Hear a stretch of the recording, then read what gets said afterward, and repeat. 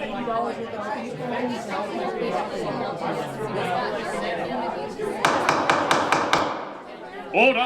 Silence in court! Order! Silence in court! I would like to declare the case of movie trialers versus the accused now open.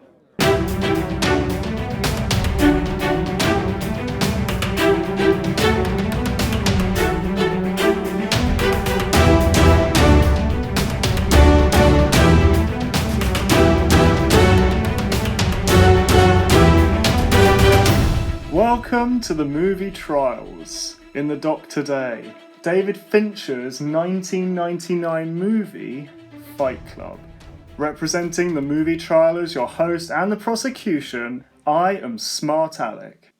And sat beside me is the defendant. She is the graceful, the undeniably beautiful Lady Victoria. What up, yo? Are you ready to defend Fight Club? I think the question is, are you ready? Oh, Because snap! I am ready. I'm ready and I'm ready again. Fight Club stands accused of being flawed in the first degree. How do you plead? Not guilty. Ladies and gentlemen of the jury, I would like to start off by saying that I believe Fight Club is a very good film.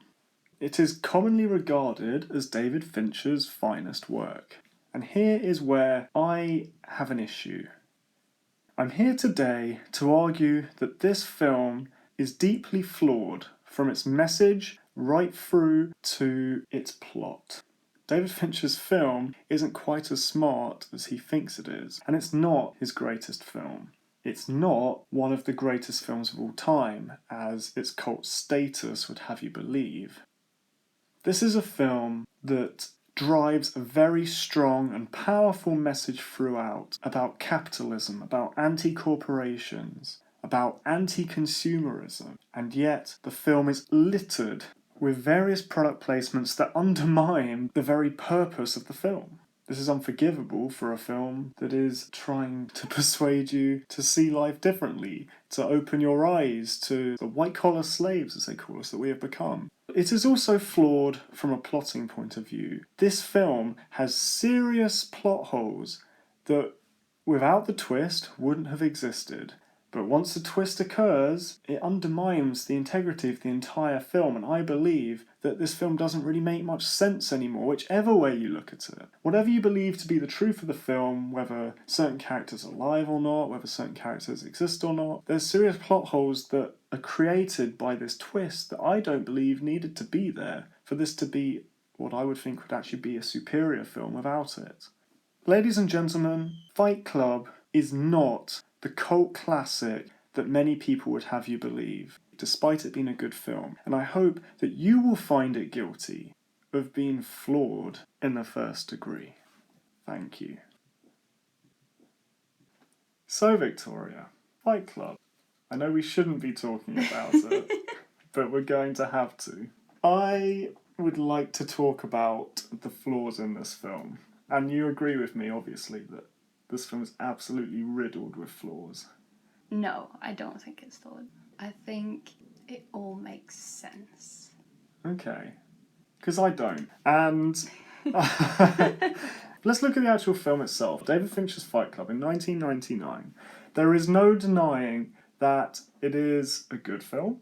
It's a film of its time. It sort of encapsulated a generation, the pre-millennium bug. There are loads of films come out around that time that deal with this. There's Office Space, there's American Beauty, there's The Matrix, and then there's Fight Club. But I don't think that being a film of its time makes it one of the best films ever made. And I think this film has a lot of flaws, especially once a twist occurs. So the twist is, as everyone knows, spoilers, the narrator, or Jack, is Tyler Durden, played by Brad Pitt. But, okay, you said that the flaws get revealed at the end when you find out they're the same person. That doesn't make it a bad film, because up until that point, it's all good. You know? It was good, but okay, so we'll go through this. I've written a list. A list. They meet on the plane. Mm-hmm. Tyler Durden is sat in a seat. These planes are quite full normally. Is someone else not meant to be sat there? Is it a full plane though? I mean, it's obviously not Ryanair. So there's bound to be 3 seats. But no, it's a 3-seat row and there's only 2 people sitting there. So it could be that he was there by himself. Or maybe it's all just a dream. Maybe, but that wasn't the point. Okay. The point was What was your they reach the airport Mm-hmm. and they go their separate ways. You see them pretty much go straight from the plane to Tyler getting in his cock wagon, whatever the hell that car was. The pussy wagon. And driving off, and Jack, I'll call him Jack from here on because the narrator is a mouthful. Jack, played by Ed Norton, he gets in a taxi at the same time. So he gets in a taxi and goes to his condo, and Tyler Durden is in his pussy wagon. We find out later that he actually goes to the same condo, plants bombs, and then it blows up as Ed Norton gets there. Mm-hmm. But that doesn't make sense anymore. How can they be in 2 places at once after the twist? They're not in 2 places at once.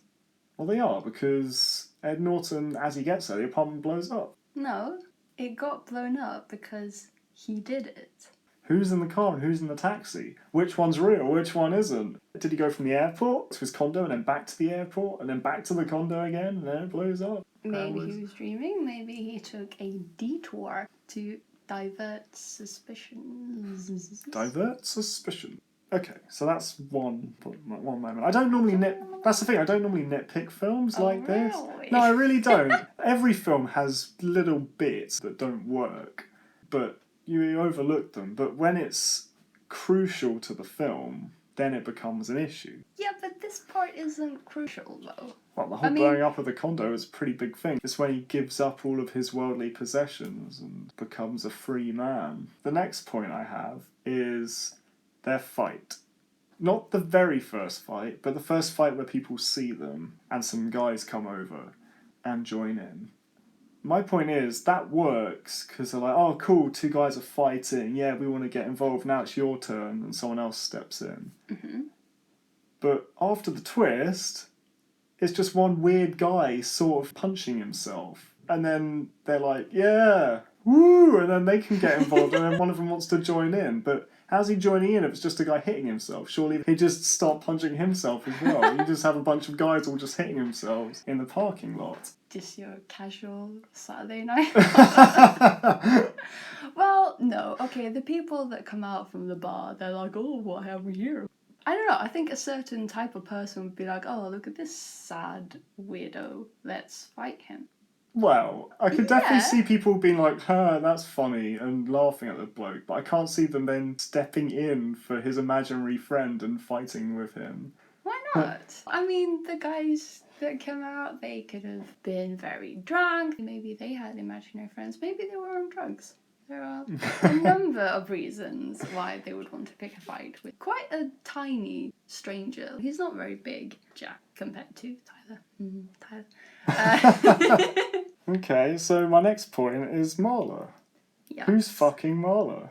There are quite a few scenes where Jack is just chilling by himself downstairs doing whatever, and then upstairs, Tyler and Marla are humping away and the ceiling's falling in. Who's where? Are we looking at an imaginary Jack downstairs? How does that work? Who's actually... Is Marla just humping thin air at that point?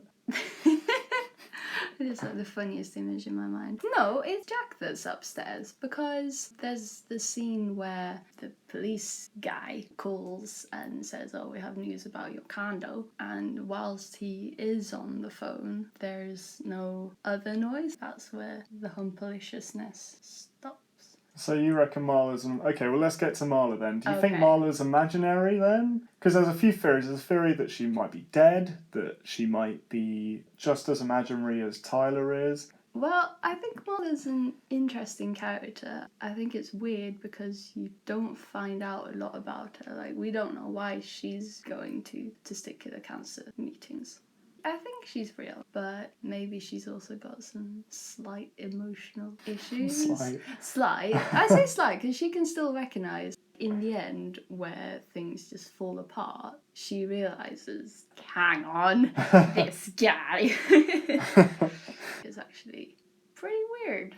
I personally think that she dies. I think she is real, and then she dies when she ODs because Jack puts the phone up. He doesn't give a fuck when she tells him she's taking all these pills. But then Tyler, imaginary him, picks the phone up and he just goes around her house. He's there as she's still talking, like seconds later. And they both run away together, even though you have all the firemen who walk past them and are banging on the door like, Marla, don't kill yourself, it's not worth it. You don't see them save her, you don't see them get rid of any of the pills. So I reckon Marla becomes another character in Jack's head. But then other plot holes will appear, which is who are his minions at the end bringing to the building if Marla doesn't exist. Unless none of them exist. It is all a dream. But then if she's real, then someone's got to be up there humping Marla. Well, no, it can just be his imagination. Basically, Tyler is everything that Jack wants to be, but isn't quite brave enough or strong enough to be. And he's downstairs and he's trying to figure all these other things out, but in his head he's like, I'd rather be with Marla. It all seems rather convoluted because I feel that whichever theory you take, a leak springs from somewhere else. You can't plug all of the plot holes up. It's like Octodad. So you also have the moment where they're talking about their dads, and Tyler's dad has a slightly different background to Jack's dad. But how can that be? Jack says himself that he hasn't seen or heard from his father for God knows how long. Yeah. And Tyler's just like, yeah, we talk every whatever, and my dad did this, blah, blah, blah. And the point is, their backgrounds with their father don't match, even though they're the same person. So Jack's saying that he never met his father or didn't know him. Maybe he wishes that he did. And So it's imaginary as well. yes. No, not imaginary. More like wishful thinking. Maybe he makes up the Tyler story just to have something to tell rather than just saying, I don't know him. It just makes sense because I think that Jack probably isn't the happiest person. No? You know? It's just a little hunch. But I get it. It doesn't seem that strange. Along those same lines, Tyler has a multitude of jobs. You even find out later that the hotel has a lawsuit filed against Tyler Durden. How does that happen when a real hotel is filing lawsuits against an imaginary person? Because it's Jack. Or does Jack have all of these different jobs? Because I don't know, he had a lot of different jobs. He was flying all over the place. I don't think it quite worked. He obviously didn't do all the jobs at the same time. Even with an imaginary friend, that would be too much for one person. 2.5 jobs. That's standard American life. There's just lots of little bits, like Bob bumps into Cornelius. Cornelia! E.G. Jack later on, and he hugs him and he recognises him as Cornelius from his group. Yes. And then they work out through talking that they both go to a fight club. But at this point, as far as we're all aware, there's only one fight club, and he knows who Tyler Durden is. But how can he know who Tyler Durden is, but then not know that Jack is part of the fight club? No. Oh, they go on different days. At that point, Tyler Durden / Jack is running it. They don't do the whole stepping into the background bit until later, and they actually say that now it's gotten bigger and now we're just walking around the outside. Early on, it's just run. Every time you see the fight clubs, they're all started and all run by Jack / Tyler Durden. Mm-hmm. So there's no way he could have joined Fight Club. No, because the people who went to Fight Club broke the rules, and then they started talking to each other, and then they decided that, you know what, one night a week isn't enough, so they started another group on other days of the week without the original guys, and everybody's talking about Tyler Durden because he's the OG, the creator. I don't think that's so weird that there's a different club. I just think that it wasn't even a thing before the twist, but after the twist, suddenly it's like, okay, well that doesn't quite make sense anymore. So my next point is they're arguing about Project Mayhem in the car, Jack and Tyler. Tyler's driving like a maniac and they're arguing. You've got two guys in the back seat who are every now and again chiming in with, first rule, don't talk about Project Mayhem, sir. But if they're now just the same person, then they're watching one guy driving a car, having a full-on argument with himself. And not only do they not think it's odd, but they're actually joining in every time one of the sides says something about Project Mayhem. The whole scene didn't make any sense after the twist. Well, no, it does. Okay, so if I was in the back seat with a guy who started out making sense, he was like, okay, he wants us to live more freely and occasionally fight people. Zombies. No, it makes sense in the beginning.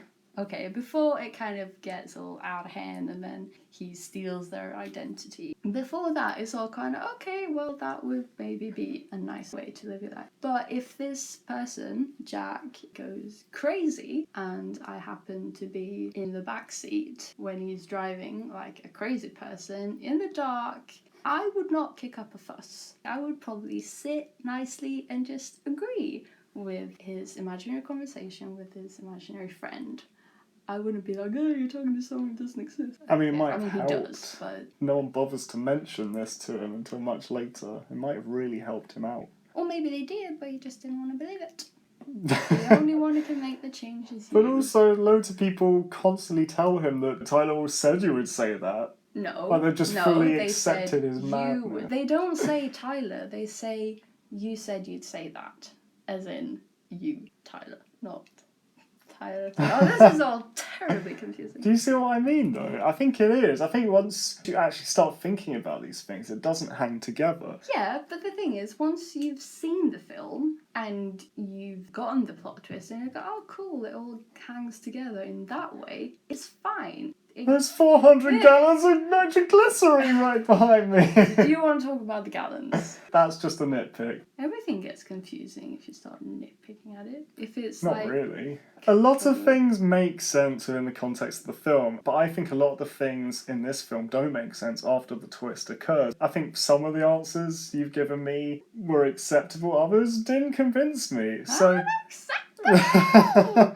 so the last nail in the coffin, in my opinion, for this whole twist is... The gallons! No, not the gallons. The way he exercises Tyler Durden from his being, which is to put a gun in his mouth and shoot his cheek. That's not how you cure schizophrenia. I don't really know what they were going for there, but it made me laugh a little bit. Okay, maybe it was a visual metaphor, but maybe it was just silly. Yes, it's not the way to cure schizophrenia, and I think he knows that. I don't think he went on Google, be how to cure it, shoot yourself in the foot. Okay, got it. I guess his intention was to kill himself. He doesn't look very handsome. No, afterwards. I mean, he puts it here, and most people who put a gun to the head do it with the intention of killing themselves. And maybe when he did only get his cheek... Maybe he didn't account for the recoil. Maybe he didn't. I just think that when he reached the point that he was shooting himself, maybe he just snapped out of it. But it will just seem very convenient that it's like, okay, I'm now going to get rid of this other personality. Shoot myself in a excess bit of skin. Okay, now Marla, I'm fine. That side of me's gone forever. Well, he's not fine, Let's hold though. hands and Is listen it? to the Pixies. That's a great ending. I'm just saying. No, I think it makes sense. It wouldn't have looked this good if he shot himself in the toe or something. Right, so let's talk about the message of the film. Fight Club. It's an attack on corporations, on credit, on consumerism, on the value of our lives and the value that we place in things. But also highly hypocritical when strewn throughout the entire film is product placement after product placement. Every other shot had a Pepsi machine or an Apple symbol. They were everywhere, and I just thought it was really disgusting. The whole point of the film completely undermined any integrity the film had from a quasi-political point of view. No, because that's the whole point. Oh, it's just irony. But it probably boosted Pepsi's sales quite considerably. It that did, year. but it's part of the film. It wouldn't have been as relatable to the world to see they're talking about consumerism and how we're all slaves to advertising and stuff. And I think a lot of people feel like that. You get on the bus and be like, oh, underwear and various other things. Okay, so it's funny you bring up that scene, because that was actually going to be the point of my argument. Okay. They're staring at a Gucci poster, I believe. Calvin Klein, actually. Is it Calvin Klein? They're staring at... I'm not sure. I sounded really sure enough that I studied the posters. It is either a Calvin Klein or a Gucci poster. I can confirm it is one of the two. Okay. They're staring at this poster. Edward Norton and Brad Pitt. They have a rant about, is this the perfect body? Does anyone look like this? They don't say that though, do they? Brad Pitt actually says, does anyone look like that? Well, he's not real. It doesn't count. But the point is... The argument is void! Yes! I got it in! The point is, yes, we're staring at a model and they're slating it, but we're seeing that advert, so I remember Gucci / Calvin Klein now. No, you don't! Because it's slash! Either way, that's product placement. Then, Brad Pitt. This is Brad Pitt! The film sells his topless shots of him fighting throughout the film, and he has a perfect body. So you have someone with a perfect body talking about, oh yeah, perfect bodies, whilst product placing. And that is the very essence of my argument. It's, you shouldn't live this life, but yeah, we're just going to advertise a little bit as well. And, oh, you should never aspire to look like this. It's unhealthy for the human race, but Brad Pitt, he's allowed. Wait, are you making a point or are you asking a question? The point is, that sums up the point. The point? The point is that it's hypocritical and pretentious in the worst kind of way. No, it's not. You got Brad Pitt telling us not to have perfect bodies. You can say that on behalf of all the other men in the bus who probably don't look like Brad Pitt. No, I mean... Well, why didn't they get Meatloaf to do it? Because Meatloaf was wearing a fat suit. Poor Meatloaf. So there was no need to put the Apple symbols in the computer shop. They had a fake brand for that hardware computer store anyway. So there was literally no reason to put that Apple symbol in there, and they did. It's a protest. It's not a protest, that is product placement. I think there's bad product placement. Like when a car pulls up in front of the camera so you can just see a Mercedes or whatever when someone drinks from a Coke or a Pepsi right in front of the camera. That's disgusting.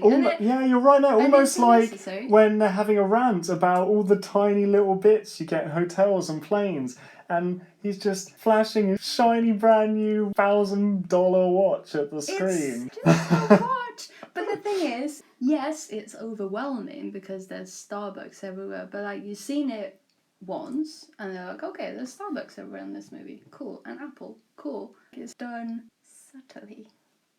It's not done subtly.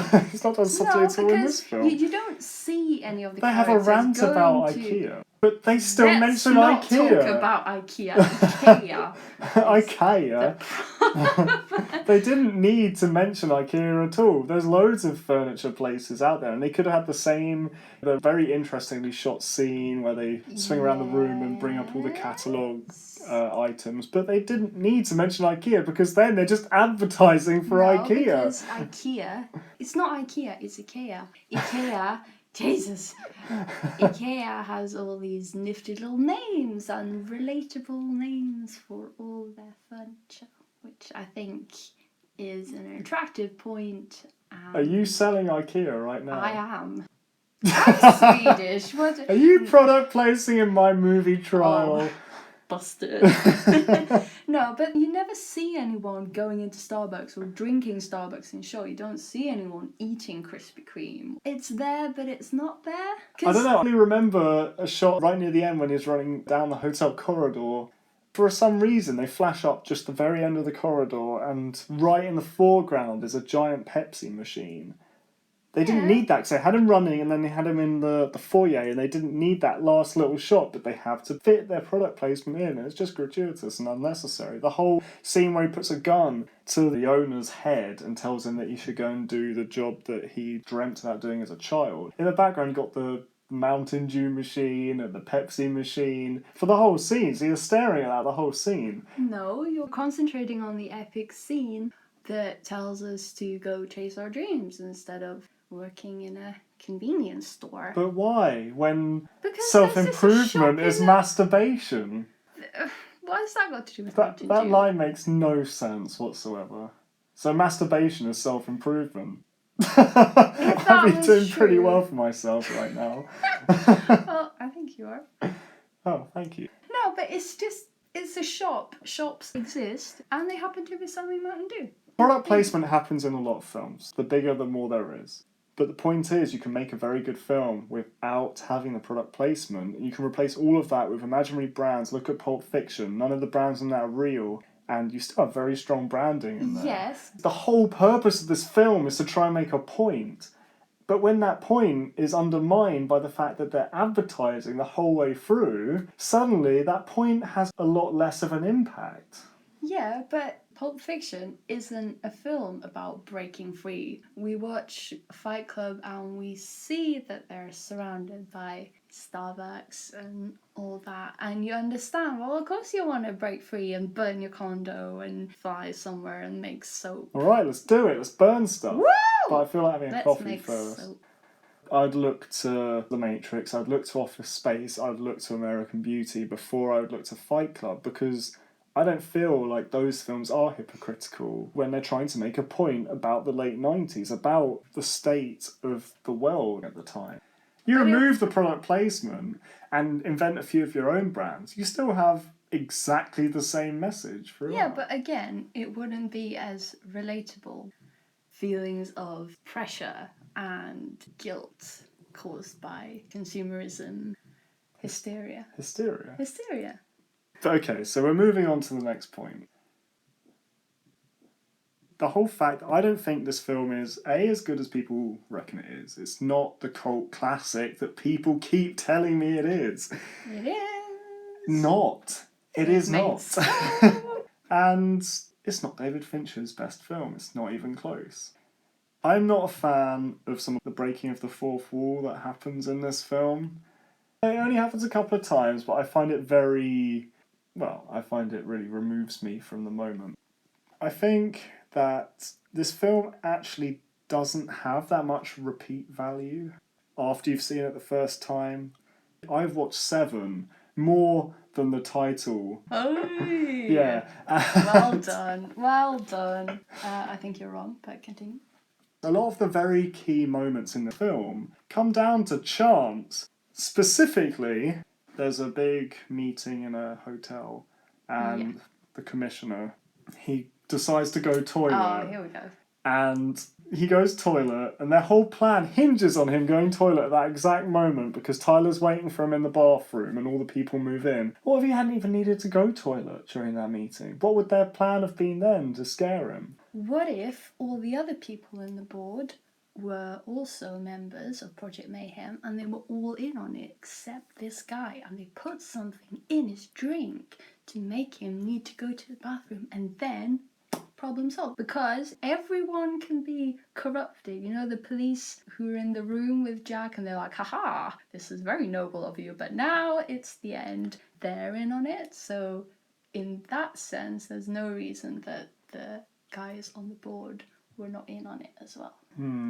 Seems a bit contrived to me, but okay. The whole idea that they're trying to free all of the workers from being these white-collar slaves to society by taking them to their mansion, turning them into mindless zombies, and get them to work for free in their house, digging, building bombs, going out on assignments, and turn them into their own workforce of slaves. No, these are all people that probably don't have a purpose in their life, and they're just... So they're taking advantage of them and turning them into real 'cause slaves. They become real slaves. Yes, but no one is forcing them because they're stood out there because they want to. They're being manipulated. No, when they first sign up for it, they stand outside for 3 days and they probably have a lot of time to think about actually, is this a good idea? Do I want to do this? And then they probably realize that yes, I don't have anything else in my life that gives me purpose. I want to make a change. Only because they've told them that they have nothing else in their life that gives them purpose. No, because they're strangers. All of the things you own don't matter anymore. You have one purpose, and that's to stand on this doorstep. And if you don't, you're walking back into a life where you are a prisoner of yourself and your possessions. But if you said that to someone who was super happy with everything and just a bundle of joy, they wouldn't go to the doorstep. But the point is, they turn them into slaves. Not slaves. Real Revolution, slaves. not the same thing. Okay, point taken, but it's not true. So. I mean, there's also the fact that they become an anarchistic group with rules. Yeah, because so many rules. Completely crazy now, can you? But it doesn't matter because it'll break them anyway. So, bearing all that in mind, it's not as good as Seven. It's not as good as Zodiac. They're completely different films. You can't compare them. Well, they're David Fincher films, so I am going to compare them because one is a very, very popular film and one sort of got left by the wayside. Zodiac is a lot more interesting on repeat viewing than Fight Club is, and I think Seven is a superior film in terms of everything except Brad Pitt's performance. I think Brad Pitt's performance in Fight Club is better. This is Brad Pitt. It's Brad Pitt playing what we all know him to be, as opposed to the douchey cop in Seven. But Seven is so good. I don't disagree with that. I think Seven is a great film. I think Seven's a masterpiece. And everything that's great about David Fincher, the tones, the atmosphere, the feelings of depression, you get that in Fight Club. And there's some genuinely scary bits, like when all the people, wherever he turns, seem to be part of Project Mayhem. Or in Seven, it's so much more engaging and horrifying, and the plot is so much more concise, and just like John Doe's masterpiece is completing the 7 sins, is that it does contain each of the 7 sins right through to its conclusion of envy and wrath. It's so neatly wrapped up. It's perfect in my mind. I've seen criticisms of it, but I haven't accepted those. I truly believe that whilst Fight Club is a good film, and definitely a great film to have on David Fincher's repertoire, it's not his best film. I just don't think that this good but flawed film can be considered one of the greatest films ever. It's so overrated in that regard. No, it's not overrated. Yes, Seven is a great film, but Fight Club I've seen a lot of times, probably more than 10 times. More than 7 times? More than 7 times. I know these so-called plot holes you speak of, but in the film, they all make sense in a Tyler sort of way. When we watched it back, I was watching closely, and when you watch it closely, there's all these little hints and clues that they're actually the same person. Like when they get on the bus and this guy brushes past, he brushes into Tyler without saying anything, but when he bumps into Jack, it's like, oh, I'm sorry, whatever he says. And there's all these little hints that you don't think about the first time you see the film. But the more times you watch it, I think you see all these little, little treats that just add to the film. And I think it's great. I think it's very good, but I think... And we're done. I think it's very good, but me with my mind, I can't look past what I think are critical flaws that really do drag it down from being up on this pedestal everyone seems to place it on. Okay, but then there's this point again with looking back at films after you've seen it for the first time, like The Shining, for example. The first time you see it, it's scary, it makes you feel all, ugh. You watch it a second time and it's still a little bit creepy, and then you don't touch it for a while, and then you go back to it and you see everything with a couple of years on it. So you see the makeup's a little bit off, and this is a bit weird. Why is there a pig in the I bathroom? think Patrick might disagree with you. Well, no, I'm But not. I know what you mean, like The Sixth Sense, for example. Once you know the twist, Yes. it doesn't have much after that. No, but it's still a story that has been told, and you see it the first time and you accept everything, and it gives you the experience for the first time, and then you know all the spoilers and the twists and everything, and after when you go back to it and you look for all the flaws and you find flaws. But I know what you're saying, and the point is, The Sixth Sense is a great example of a film with a twist that still works afterwards. And this, the very first time I watched it, I was suddenly re-evaluating everything I'd seen in the film, like you're meant to, but it didn't make me go, oh shit, yeah, that bit earlier on, that, wow, yeah, he wasn't real then. It made me go, okay, how the hell did that work after that happened? No. Okay, well, I don't think we're going to agree on this, but let's move on to evidence. Ladies and gentlemen of the jury, I have evidence to present to the court. I have here figures and budget costs for the film. This film cost $63 million to make, and it made a profit, but only made a small profit, $100 million. In film terms, especially in recent history, that's not incredible. It didn't do very well at the cinema. People weren't that interested. And it has gained a cult status. Not sure why. I think that it's gained a cult status partly because a film like that wouldn't have been made today. I think some of the issues and topics would have been just too much. After 9/11, definitely. Yeah. I have evidence to present to the court. 8.9 on IMDb. It's the 10th greatest film ever made. On IMDb.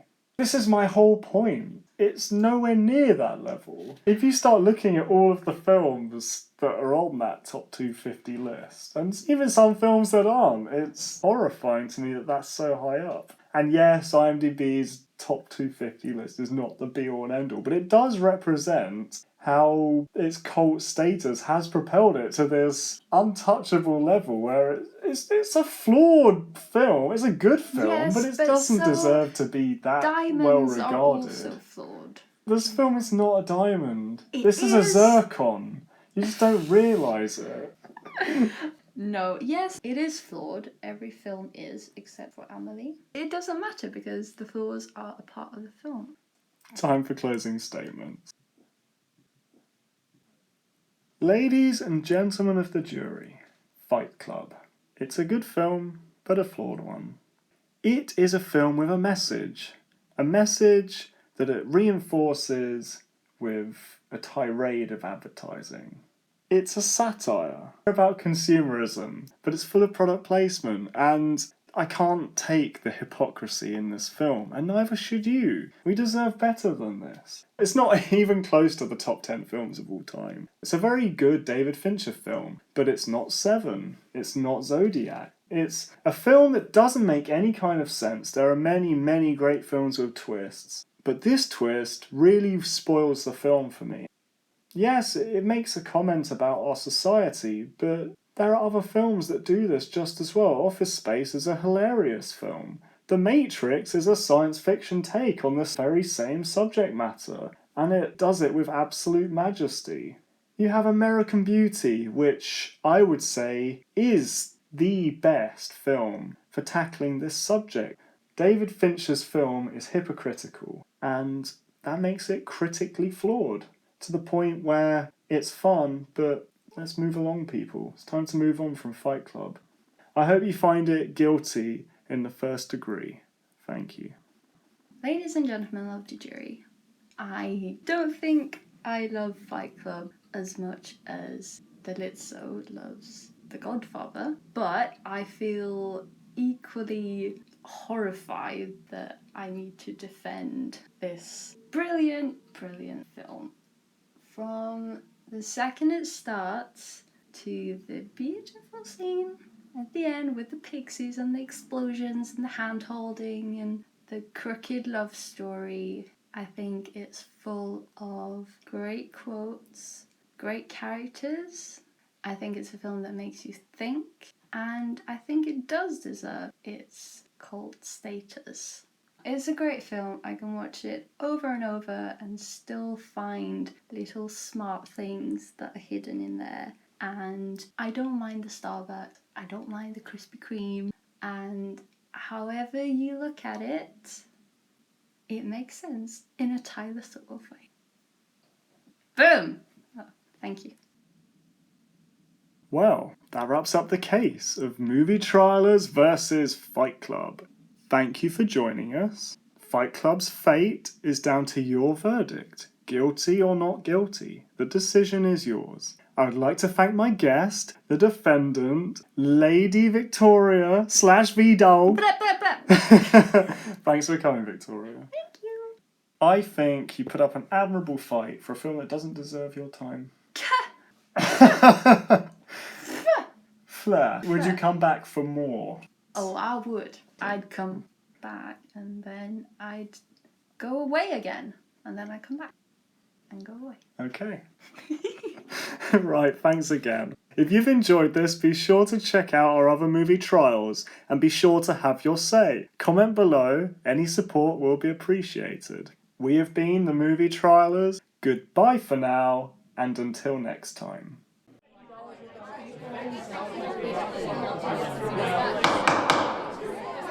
Order! Order! Silence! Members of the jury, you decide. Based on the evidence presented in court by both parties, what is your verdict? Guilty or not guilty?